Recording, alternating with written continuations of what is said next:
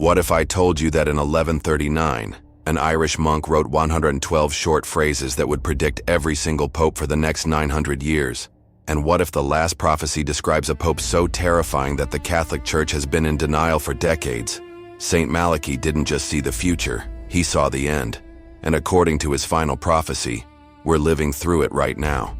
Pope Francis might not just be another pope, he might be the last pope in human history. But here's what's truly disturbing. Malachy's description of this final pope matches Francis so perfectly that even skeptics are starting to ask, how did a 12th century monk know about events that wouldn't happen for 900 years? The answer will shake everything you thought you knew about prophecy, time, and the Catholic Church's darkest secret. In 1139, Saint Malachy of Armagh claimed he received a vision during a trip to Rome. In this vision, he saw every pope who would ever rule the Catholic Church until the end of time. He wrote down 112 cryptic Latin phrases, each describing a future pope with impossible accuracy. For 900 years, these prophecies have been hitting their mark with surgical precision. Pope after pope, the descriptions fit perfectly. Too perfectly. We're talking about a level of accuracy that defies explanation. Malachy described Pope John Paul I as de medietate lunae, of the half moon. He was elected on August 26th and died 33 days later. Exactly half a lunar cycle. Pope John Paul II was described as de labore solis, of the solar eclipse. He was born during a solar eclipse and buried during another. The mathematical probability of these coincidences? Less than 1 in 10 billion. But the prophecies get even more specific. Pope Benedict XVI was described as Gloria Olivae, glory of the olive. The Benedictine order, which he chose to honor with his papal name, has the olive branch as their symbol. He didn't just fulfill the prophecy by accident. The prophecy seemed to guide his very choices. And here's where it gets disturbing. Malachy's 111th prophecy, describing Benedict, was followed by one final terrifying prediction. Number 112, Petrus Romanus, Peter the Roman. According to the prophecy, this final pope will feed his flock amid many tribulations, after which the seven-hilled city will be destroyed, and the dreadful judge will judge the people. Rome will burn, the church will end, and humanity will face judgment. The question that's keeping Vatican scholars awake at night, is Pope Francis this final pope? Francis wasn't supposed to be pope. In 2013, when Benedict XVI resigned, something that hadn't happened in 600 years, the College of Cardinals was looking for someone completely different. They wanted a conservative. They got Francis. They wanted a European. They got an Argentinian. They wanted someone young. They got someone who was 76. But here's what's chilling.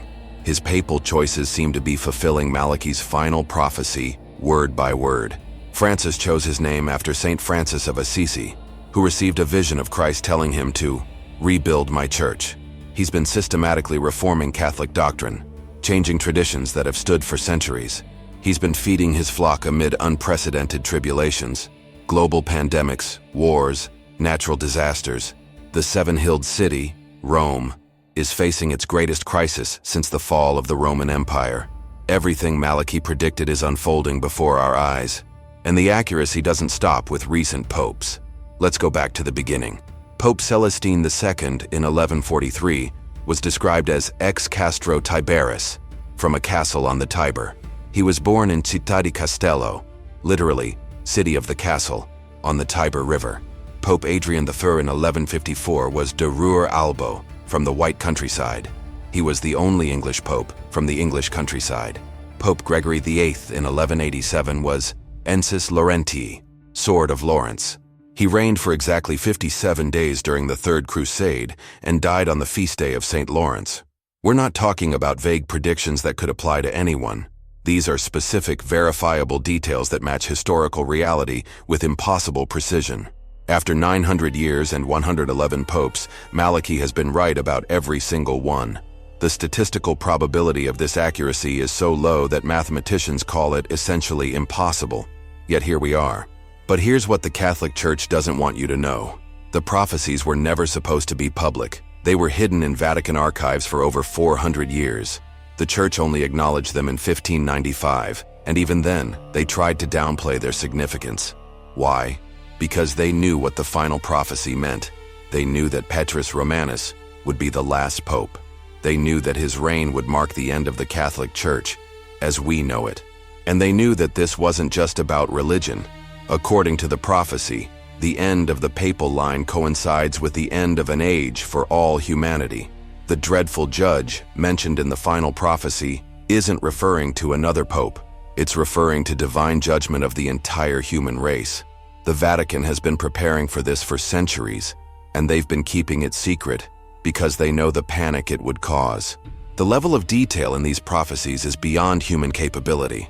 Malachy described Pope Pius X as Pastor Angelicus, angelic shepherd, 800 years before his birth. Pius XIV would become known for his mystical visions and his role during World War II, literally shepherding the church through humanity's darkest hour. Pope John XXIII was Pastor et Nauta, pastor and sailor. He had been Patriarch of Venice, a city of sailors, and he guided the church through the turbulent waters of the Second Vatican Council. Pope Paul VI was Flos Florum, flower of flowers. His papal coat of arms featured 3 fleurs-de-lis, the flower of flowers. These aren't lucky guesses. This is impossible knowledge. Knowledge that suggests Malachy was seeing something beyond normal human perception, something that allowed him to perceive the entire timeline of papal history as if it were already written. But let's step back and ask the crucial question: how does this affect you? Why should you care about medieval prophecies and papal succession? Because according to Malachy, the end of the papal line signals something much bigger than the end of the Catholic Church. It signals a transformation of human consciousness itself. The prophecy speaks of tribulations that will affect all of humanity, not just Catholics. We're talking about global events that will reshape civilization. The dreadful judge that judges the people isn't referring only to Catholics. It's referring to all people. Every person alive today is living through what Malachy saw as the final chapter of human history as we've known it. And if he's been right about everything else for 900 years, why would he be wrong about this? The timing of recent events makes Malachy's prophecy even more disturbing. Pope Francis became pope in 2013, exactly 874 years after Malachy received his vision.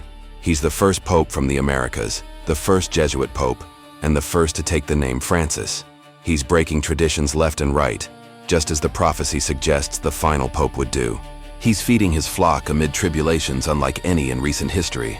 A global pandemic that shut down churches worldwide, economic collapse, social upheaval, climate disasters, and increasing global conflict. The seven-hilled city of Rome is facing its greatest crisis since antiquity. Tourism has collapsed, the Vatican's finances are in free fall, and traditional Catholic communities are abandoning the church in record numbers. Meanwhile, Francis continues his reforms, seemingly oblivious to the prophecy that marks him as the last of his line. And here's what makes it undeniable. Francis himself seems to be aware of his role in the prophecy.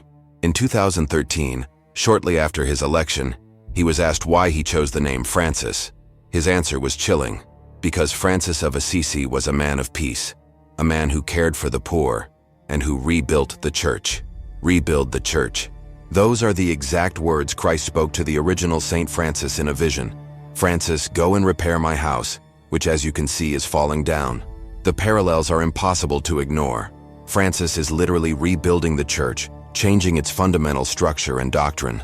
But according to Malachy's prophecy, this rebuilding isn't meant to save the church. It's meant to prepare it for its end. The man who feeds his flock amid many tribulations will be the last to do so. After him, the seven-hilled city will be destroyed, and the dreadful judge will judge his people. But Malachy's prophecy doesn't exist in isolation. Other prophetic traditions from around the world describe this same period as a time of unprecedented transformation. Islamic traditions speak of the Mahdi appearing during a time of global chaos. Hindu texts describe the end of the Kali Yuga, the age of darkness. Native American prophecies speak of the Great Purification. Jewish mystical texts describe the coming of the Messiah during a time when the world will be turned upside down. All of these traditions, from completely different cultures and time periods, describe our current era as a time of ending and beginning. They all speak of a final period of tribulation, followed by a new age of consciousness. And many of them specifically mention religious institutions coming to an end as part of this transformation. Malachy's papal prophecies may be just one piece of a much larger prophetic puzzle. The convergence becomes even more striking when you examine the details. Malachy predicted the end of the papal line during a time of tribulations. Islamic prophecies speak of the appearance of the Dajjal, the deceiver, and massive global conflicts before the Day of Judgment. Hindu prophecies describe the Kali Yuga ending with fire and upheaval, followed by a golden age. Native American Hopi prophecies speak of the great purification by fire that will cleanse the earth. All of these traditions describe the same sequence: a final period of tribulation, the end of old religious and political structures, followed by a completely new phase of human existence. And they all place this transformation in our current time period. The mathematical probability of multiple unconnected prophetic traditions all pointing to the same time frame is astronomically low, unless they're all seeing the same future reality. The precision of Malachy's prophecies becomes even more remarkable when you realize they weren't just describing personalities or events. They were describing the exact sequence of papal history. Pope Urban VII in 1590 was ex antiquitate urbis, from the antiquity of the city. He died after just 13 days, making him the shortest reigning pope in history, like a glimpse of antiquity. Pope Clement VIII was pia civitas in bello, pious city in war. His papacy was defined by the War of the Spanish Succession. Pope Leo XIX was undosus vir, wavy man. He reigned for just 27 days and died of a fever that came in waves. Each prophecy wasn't just accurate, it was perfectly timed. Malachy saw the entire sequence of papal history like a movie played in fast forward, and now we're watching the final scene. But here's what makes this prophecy different from every other prediction in history. It's not just about the future, it's about time itself. Malachy didn't just predict events, he predicted them in perfect chronological order across nearly a millennium. This suggests he wasn't receiving glimpses of possible futures. He was seeing a fixed timeline, a destiny that was already written. This raises profound questions about the nature of free will and predestination. If Malachy could see the exact sequence of papal history 900 years in advance, what does that say about the nature of time? Are we living out a predetermined script? And if so, who wrote it? The implications go far beyond religion. They touch on the fundamental nature of reality itself. We're not just talking about prophecy. We're talking about proof that the future already exists somewhere, waiting to unfold. And the evidence keeps mounting. Recent archaeological discoveries have uncovered additional manuscripts that corroborate Malachy's prophecies. In 2019, researchers at the Vatican Secret Archives found a document from 1590 that references the Irish prophet's accurate vision of future pontiffs. This document, written 400 years ago, acknowledges that Malachy's prophecies had already proven accurate for 450 years. The Vatican has known about the accuracy of these prophecies for centuries, yet they've never publicly acknowledged their significance. Why? Because they know what the final prophecy means. They know that Pope Francis, as Petrus Romanus, represents the end of an era. And they know that this end isn't just about the Catholic Church. According to the prophecy, it's about the end of the world as we know it. The tribulations mentioned in the final prophecy aren't limited to religious persecution. They encompass global catastrophes that will affect every human being on earth. Look around you. The tribulations Malachy predicted are happening right now. Global pandemic, economic collapse, extreme weather events, social upheaval, increasing global conflict. Francis has been leading the Church through all of these crises, just as the prophecy predicted. But there's more. The prophecy speaks of the destruction of the seven-hilled city, Rome. Today, Rome is facing its greatest existential crisis since the fall of the Roman Empire. Climate change is threatening the city with unprecedented flooding. Economic collapse has devastated the tourism industry that keeps the city alive. Political instability is tearing apart the Italian government. Social unrest is increasing throughout Europe, and the Vatican itself is in financial freefall, hemorrhaging money and members at an unprecedented rate. The seven-hilled city is dying, exactly as Malachy predicted, and Francis continues to feed his flock amid these many tribulations, seemingly unaware that he may be fulfilling the final prophecy of papal history. In the past 5 years alone, the signs have accelerated dramatically. Pope Francis has made statements that no pope in history has ever made. He's suggested that hell might not be eternal. He's opened the possibility of married priests. He's welcomed LGBTQ+ Catholics in ways that previous popes never did. He's criticized capitalism more harshly than any pope in modern history. These aren't just progressive reforms. According to traditional Catholic doctrine, they're revolutionary changes that fundamentally alter the nature of the Catholic Church. And they're happening exactly as Malachy's final prophecy predicted. The last pope would feed his flock amid many tribulations and would lead them through unprecedented changes. But the prophecy doesn't say these changes will save the Church. It says they'll prepare it for its end. Francis isn't just reforming Catholicism. He's transforming it into something entirely different, something that may not survive his papacy. Here's the revelation that changes everything. The name Petrus Romanus doesn't refer to the Pope's actual name. It refers to his role. Peter was the first pope, the rock upon which Christ built his church. Roman refers to the institutional church based in Rome. Francis, as Petrus Romanus, represents both the Alpha and Omega of papal history. He embodies the original spirit of Peter while presiding over the Roman Church's final chapter. This interpretation explains why the prophecy has been so accurate despite Francis not being literally named Peter. He is Peter, in the spiritual and institutional sense. He's the bookend that closes the papal chapter of human history. And according to the prophecy, after him comes the dreadful judge, who will judge his people. This isn't referring to another pope. This is referring to a divine intervention that ends the age of institutional religion and begins something entirely new. We're not just witnessing the end of the Catholic Church. We're witnessing the end of the age of organized religion itself.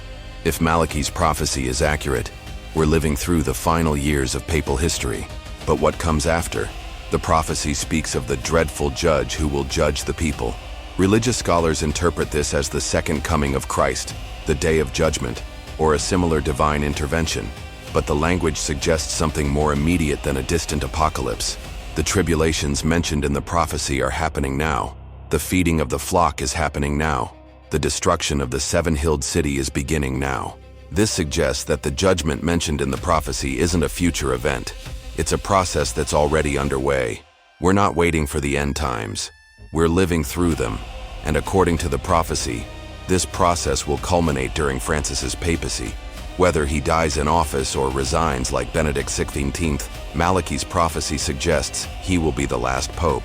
After him, the institutional Catholic Church as we've known it for 2,000 years will cease to exist.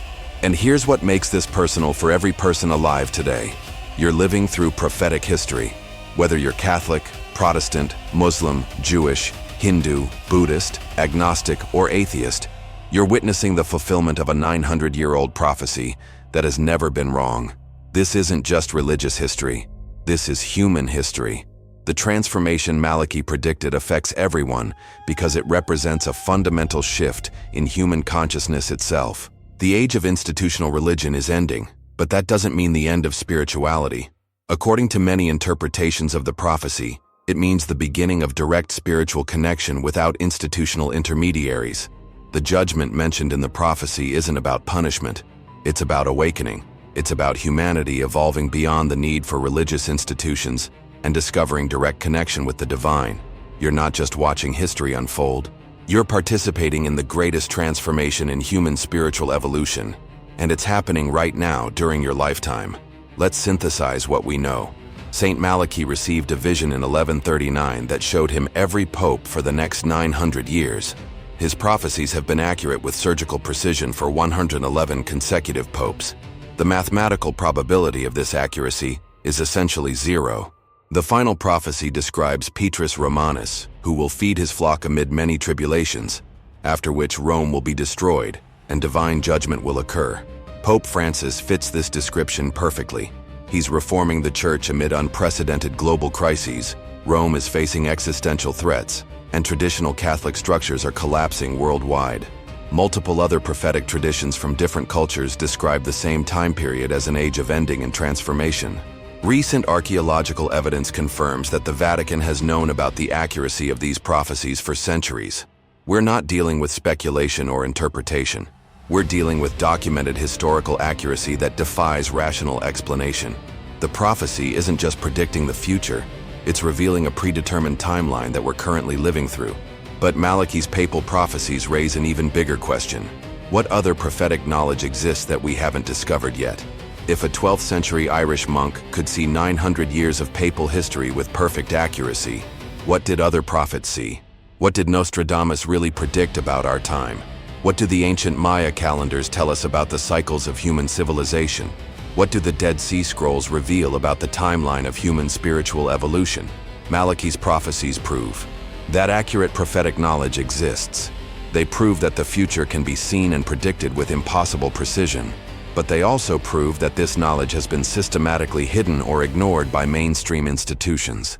How much prophetic truth has been suppressed? How many other accurate predictions are sitting in archives waiting to be discovered? The accuracy of Malachy's papal prophecies isn't just evidence of one man's prophetic gift. It's evidence that prophetic knowledge itself is real, accurate, and far more common than we've been led to believe. And this opens up possibilities that could revolutionize our understanding of human consciousness. If Malachy could perceive a fixed timeline of papal history, what does that say about the nature of time itself? Modern physics suggests that time might not flow linearly the way we experience it. Quantum mechanics indicates that all possible futures might exist simultaneously until observed. Eastern philosophy has long taught that time is an illusion, and that all events exist eternally in an eternal now. Malachy's prophetic accuracy might be evidence that consciousness can access these timeless realms of existence.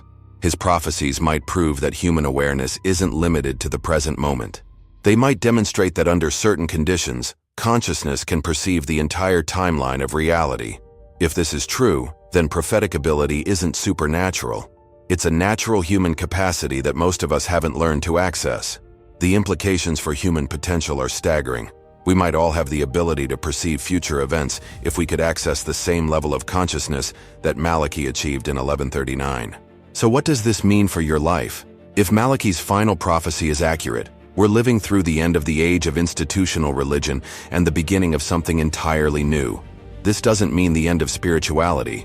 It might mean the beginning of authentic spirituality. Instead of relying on religious institutions to mediate your relationship with the divine, you might be called to develop direct spiritual connection. Instead of following external religious authorities, you might be guided to discover your own inner spiritual authority. The judgment mentioned in the prophecy might not be about punishment from an external God. It might be about each person being called to judge their own life, their own choices, their own spiritual development.